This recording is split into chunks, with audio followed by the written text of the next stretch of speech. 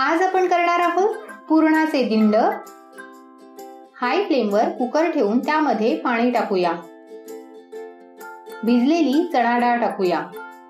मी 1 cup चणा डाळ 5 तास भिजत ठेवली होती। डाळ बुडेल इतकं पाणी टाकूया। अर्धा टीस्पून हळद आणि 1 टेबलस्पून तेल टाकूया। नीट मिक्स करूया। हळदीमुळे पुरणाला छान रंग येतो। कुकरचं झाकण लावून 3 शिट्ट्या घेऊया।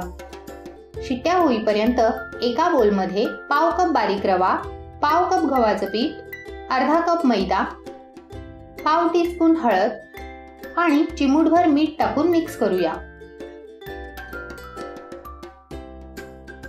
थोडं थोडं पाणी ऍड करून घट्टसर कणिक मळून घेऊया।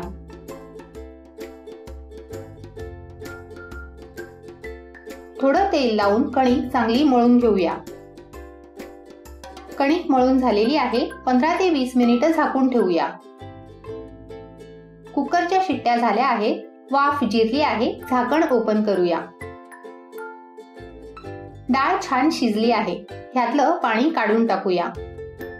आता ह्यात अर्धा कप गूळ आणि पाव कप साखर टाकून मिक्स करूया।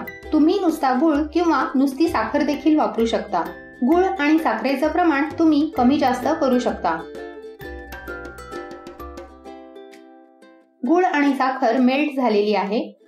आता मीडियम फ्लेमवर सतत हलवत आपल्याला पुरण घट्ट होईपर्यंत शिजवायचं आहे, नाहीतर पुरण खाली लागण्याची शक्यता असते। आता वेळ झाली आहे सबस्क्रायबर शाउट आउटची, जो आम्ही रॅन्डमली सिलेक्ट करतो। Shout out to Kevin and Nivin. Thank you so much for your support. जर तुम्हाला पुढील सबस्क्रायबर शाउट आउट मध्ये आपलं नाव पाहायचं असेल तर चॅनलला सबस्क्राईब जरूर करा। मिश्रण घट्ट होत आलेलं आहे। त्यात पाव टीस्पून सुंठ आणि अर्धा टीस्पून वेलची पावडर ऍड करून मिक्स करूया। पुरण घट्ट शिजलं पाहिजे। उलथणे पुरणात खुपसल्यावर जर ते न पडता उभं राहिलं म्हणजे पुरण व्यवस्थित घट्ट शिजलेलं आहे असं समजावं।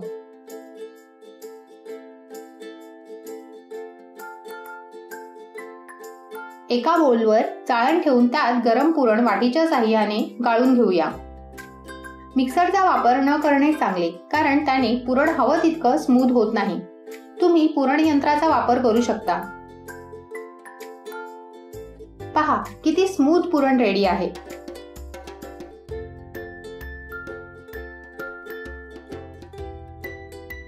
कणिक तयार आहे। थोडं तेल लावून मळून घेऊया।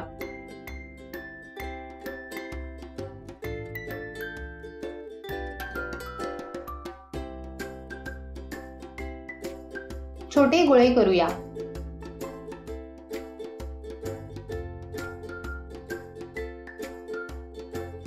पिठाचा गोळा घेऊन पातळ पुरी लाटूया।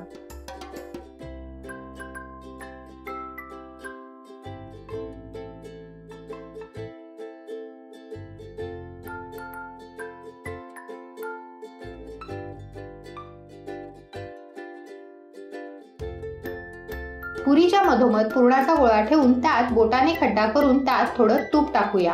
ह्याने पुरण छान सॉफ्ट राहील। ह्याप्रमाणे फोल्ड करूया।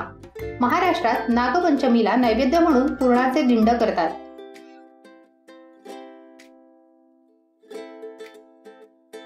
दिंड बनवून रेडी आहेत। चाळणीत सुती कापड ठेवून त्यावर दिंड ठेवूया।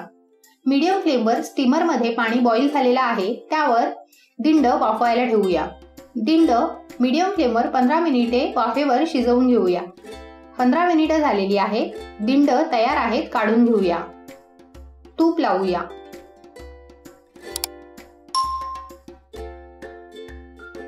तुम्हाला जर ही रेसिपी आवडली असेल तर व्हिडिओला लाईक, शेअर आणि चॅनलला सबस्क्राईब जरूर करा। स्वादिष्ट पुरणाचे दिंड रेडी आहेत।